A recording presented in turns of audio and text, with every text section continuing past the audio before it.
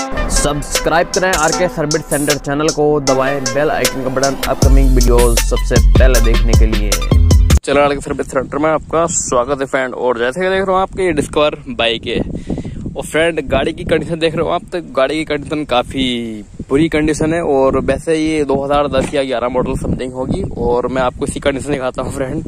सबसे पहले मैं आपके आगे साइड से बताता हूँ। तो ये जैसे कि मडगार्ड देख रहे हो फ्रेंड, कि मडगार्ड इस गाड़ी का नहीं है, काफ़ी लूज है और ये गाड़ी अभी ही हाल फिलहाल में सर्विसिंग के लिए आई है। देखो फ्रेंड कि इसमें किसी और गाड़ी का मडगार्ड लगाया हुआ और बाकी मडगार्ड की कंडीशन ऐसी है जो फ्रेंड बुरी है बहुत ज़्यादा और साउंड आता है बहुत चलते हुए। और फ्रेंड देख रहे हो आपके इसके सोकर लीक, दोनों सोकर लीक हो रहे हैं बहुत बुरी तरीके से। और यहाँ पर बहुत ऑयल गिरा हुआ है जो आपको शायद नहीं दिख रहा हो। और इस साइड देखोगे तो फ्रेंड इस साइड भी यही प्रॉब्लम है। इस साइड देख रहे हो आप कि कितना ऑयल लीक हो रहा है। और ऑयल लीक का मैंने आपको पहले ही बताया कि अगर ये टाइम पे शोकर रिपेयर ना हो, अगर जैसे कि माना इस पोजीशन में, जैसे कि अब पोजीशन ऐसी है कि शोकर लीक ऑयल छोड़ रहा है और लीक की प्रॉब्लम है, अगर इस टाइम ये लीक इसमें ऑयल सील ना डालें और ऑयल ना डालें, यानी कि शोकर का काम ना कराएं, तो ये शोकर की जो ट्यूब होती हैं ये खराब हो जाती हैं। फिर अब जैसे कि माना कि अब 300-350 रुपये पैसे लगेंगे, यानी कि 300-350 रुपये के आसपास खर्चा लगेगा। और फिर बाद में अगर ट्यूब खराब हो जाएंगी तो कम से कम 700-800 रुपये की ट्यूब आएंगी और कम से कम 300-350 रुपये और लगेंगे, यानी कि 1000-1100 रुपये खर्चा आता है। अगर कोई भी फॉल्ट होता है गाड़ी में तो आप हमेशा जल्द से जल्द उसको करवाने की कोशिश करें, यानी कोई पार्ट्स भी खराब होता है तो उसको हम या आप जल्द से जल्द चेंज करवाने की या फिर चेंज करने की कोशिश करें, ठीक है फ्रेंड। तो जैसे कि शोकर लीक हो गए तो आप इसको चेंज या रिपेयर करवा दो। चेंज तो फिलहाल बहुत कम, क्योंकि रोड बहुत कम मात्रा में खराब होती हैं। तो मैं बात कर रहा था इसकी कंडीशन की, मडगार्ड ऐसा है, शोकर लीक है। और इसके अब हम बात करते हैं इसके हेड की। तो हेड फ्रेंड इतना हिल रहा है कि बहुत ज़्यादा बुरी तरीके से हिल रहा है इसमें। और इसका जो मीटर है, मीटर में एक भी मशीन नहीं है फ्रेंड। जैसे कि देख रहे हो, ना पेट्रोल की मशीन है ना फिर रीडिंग मशीन है जो स्पीडोमीटर किलोमीटर रीडिंग बताती है। स्विच की कंडीशन देख रहे हो फ्रेंड, के स्विच ऐसा है कि बहुत ज़्यादा हाई पाई है बिल्कुल, और ऐसी डार्क सिस्टम है ये।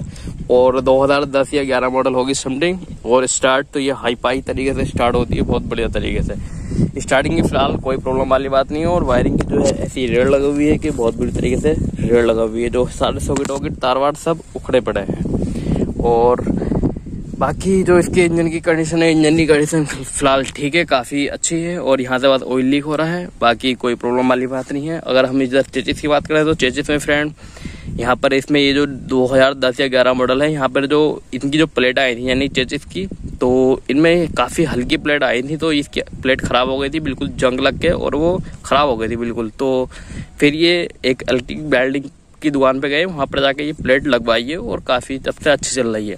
अब उनकी गलती ये हुई है कि इन पे उन्होंने पेंट नहीं किया, ये बहुत बड़ी गलती है, क्योंकि दिखने में काफ़ी बुरा लग रहा है, भद्दा लग रहा है। आप जब कभी भी अपनी बाइक में वेल्डिंग करवाते हो या फिर पत्ती लगवाते हो तो इस पर स्प्रे अच्छी तरीके से, बड़े तरीके से स्प्रे कर देना, ठीक है फ्रेंड।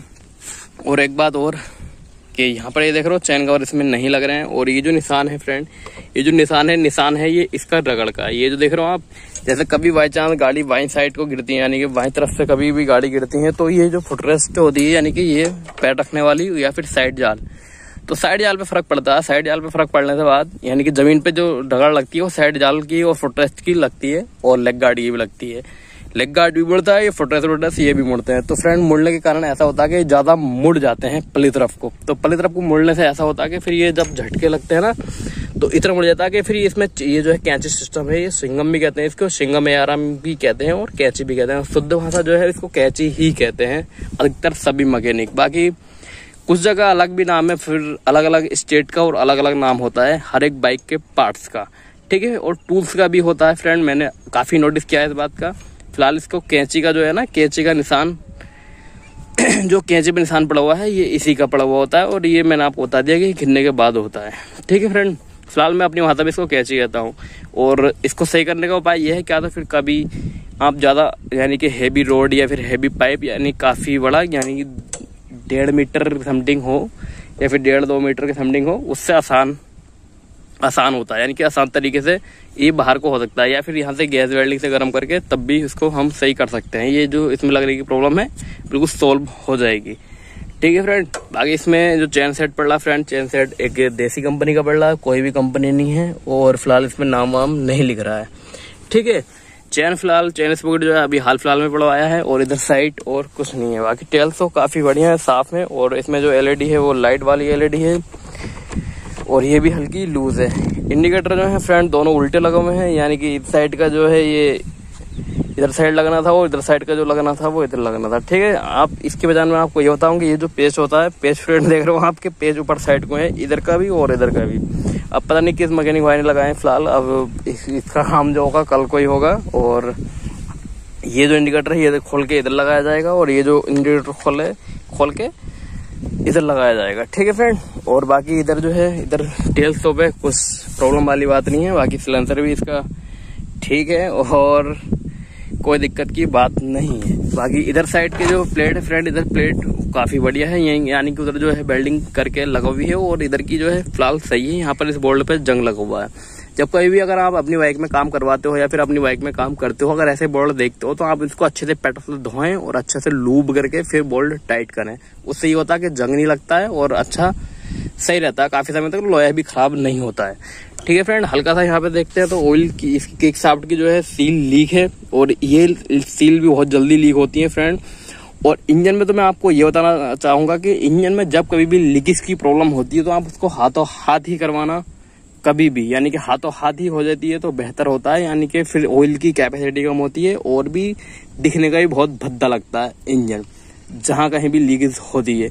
और फिलहाल इंजन साफ सुथरे ही बढ़िया लगते हैं, बेस्ट लगते हैं, और उससे अच्छा कभी कभी हम सेल्स भी करते हैं, तो जो इंजन साफ होते हैं तो उनकी मार्केट में डिमांड ज्यादा होती है और उसके पैसे भी अच्छे खासे लगते हैं, जो इंजन की वो गाड़ी की मेंटेनेंस रखते हैं। ठीक है, उस गाड़ी का, यानी कि जिस गाड़ी का मेंटेनेंस ज्यादा होता है और इंजन की साफ सफाई ज्यादा होती है तो उस गाड़ी के रेट ज्यादा मिलते हैं और उससे कस्टमर भी ज्यादा मिलते हैं।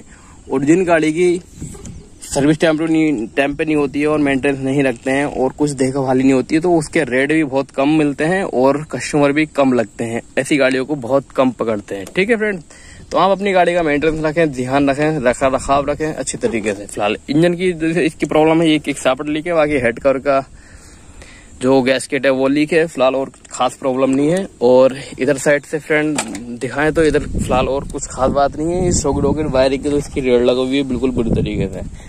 ठीक है, बाकी और कुछ खास प्रॉब्लम नहीं है, काम तो इसमें बहुत सारा है। और बाकी जो है फ्रेंड यही है, बस मैं तो इसको ये देख रहा हूँ कि इसका वाइजर इतना हिल रहा है और मशीन एक भी नहीं है। अब इसके किलोमीटर क्या चेक कराए, क्या है क्या नहीं है।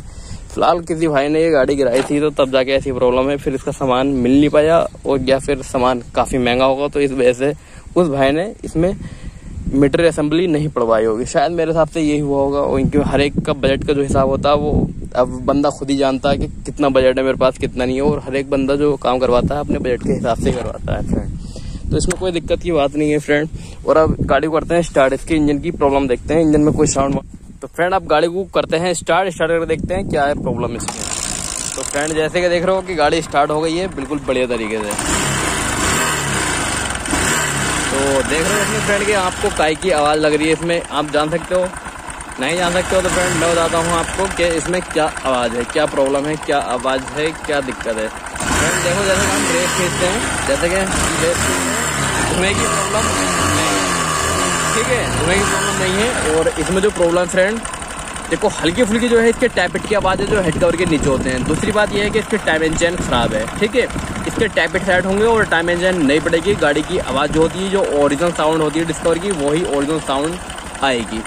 ठीक है फ्रेंड, तो इसकी जो इंजन की जो प्रॉब्लम है फिलहाल कोई प्रॉब्लम वाली बात नहीं है और इंजन की साउंड ऐसी है।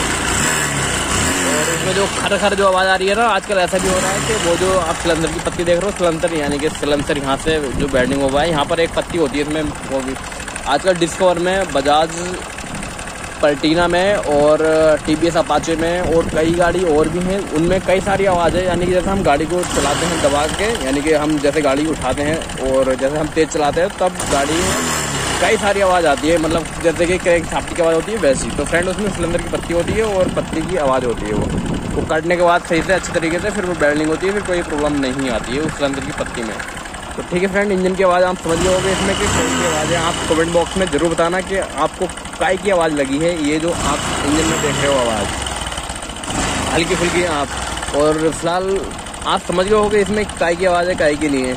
तो ठीक है फ्रेंड, कैसी लगी वीडियो कमेंट में जरूर बताना। फिर मिलता है नई वीडियो के साथ, और अगर आप चैनल पर नए हो चैनल को सब्सक्राइब करने वाले आइकन का बटन जरूर दबाएं।